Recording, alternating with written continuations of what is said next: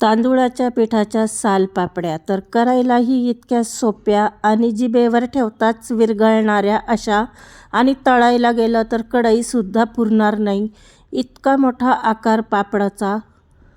नमस्कार मंडळी, मी ज्योती। तर इथं आहे ना, जुना तांदूळ घेतला मी। तांदूळ कोणताही घेतला तरी चालतो, फक्त जुना तांदूळ घ्यायचा आपल्याला।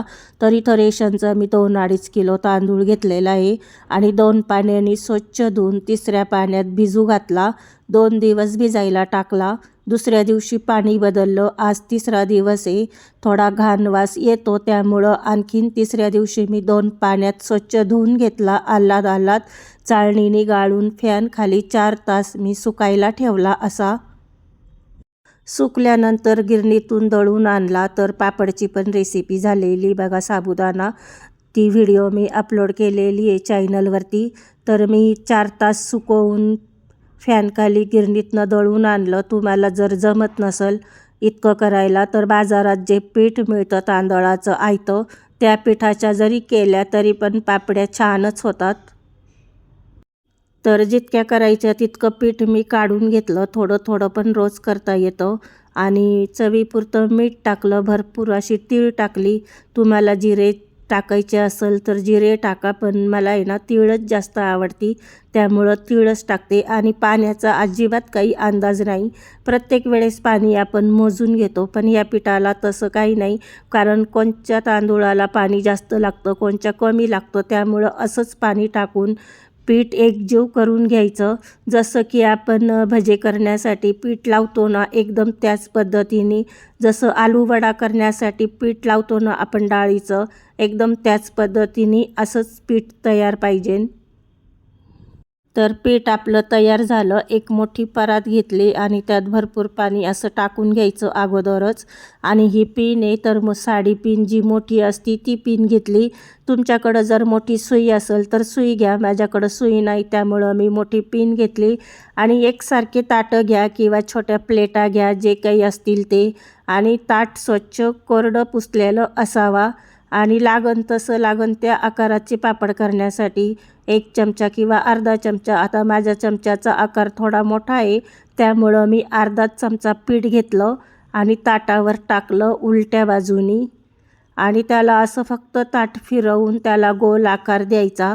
आपोआप पीठ सरकल्या जातं, कारण जसं आपण भाज्याला पीठ मळतो का नाही, एकदम तसंच पीठ आपलं तयार झालं। फक्त ताट हलवलं की पीठ आपलं रेलायला लागतं ताटावरती।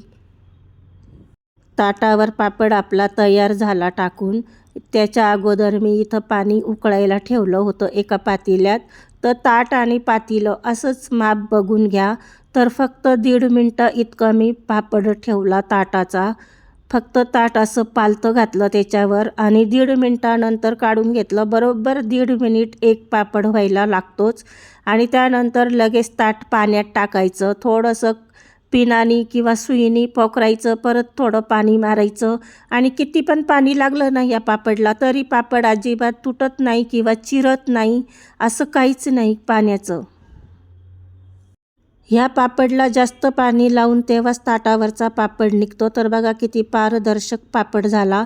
याला तेल तूप आपण काहीच वापरलेलं नाही आहे, फक्त वाफेवरच्या या सालपापड्या तयार झाल्यात आपल्या। त्यानंतर ताट स्वच्छ धुवून कपड्याने पुसून एकदम कोरडं करायचं, थोडंसं पण ओलसर ठेवायचं नाही। थोडंसं ताट जरी ओलसर राहिलं ना तर पापडी जमत नाही, ती पूर्ण पाण्यात वितळल्यासारखी होती, पाणी आणि पीठ।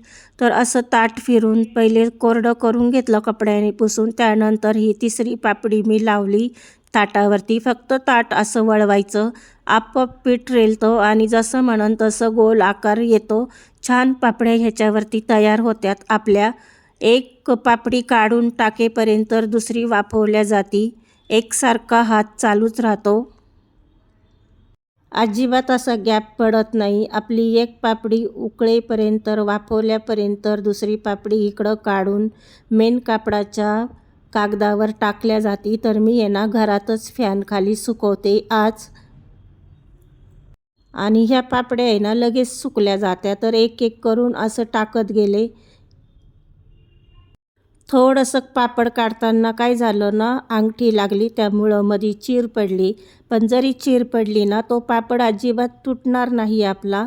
तर मी काय केलं ना, नंतर ताट इथंच आणलं, तिकडं पाण्यात ओलं केलं, चारी बाजूनी त्याच्या कडा मोकळ्या केल्या पिनानी आणि नंतर ताट इथंच आणून मी असं टाकत गेले. सोपं गेलं ते पण. भरपूर पापडाला पाण्याचा शिपका द्यायचा आणि चारी बाजूनी अशा कडा मोकळ्या करत करत जायचं. पटकन पापड आल्हाद निघतो. तर परत एकदा मी पापड फिरवून दाखवते ताटावरती. ह्या पापड्या खूप सोप्या होत्या ना, अजिबात पाण्याचं माप लागत नाही ना, पीठ शिजवावं लागत नाही. फक्त असं ताटावर ठेवून आणि पापड म्हणाल ना, तळल्यानंतर तिप्पट चौपट फुलणारा पापड आहे हा. तुम्हाला तिखट टाकायचं असेल तर तिखट टाका, लाल किंवा हिरवी मिरची मिक्सरला वाटून टाका, कोथिंबीर चिरून टाका किंवा कढीपत्ता बी चिरून टाकला तरी पण चालतो. पण मला आहे ना अशा पांढऱ्या शुभ्रच पापड जास्त आवडतात, त्यामुळं मी त्यात काही टाकत नाही आणि अशा आल्हाद छान निघतात बघा. जितकं पाणी मारल ना पापडावर तितके पटकन निघतात. आणि आज काय केलं ना, मी फक्त फॅन खाली सुकवलं आज दिवसभर आणि रात्रभर.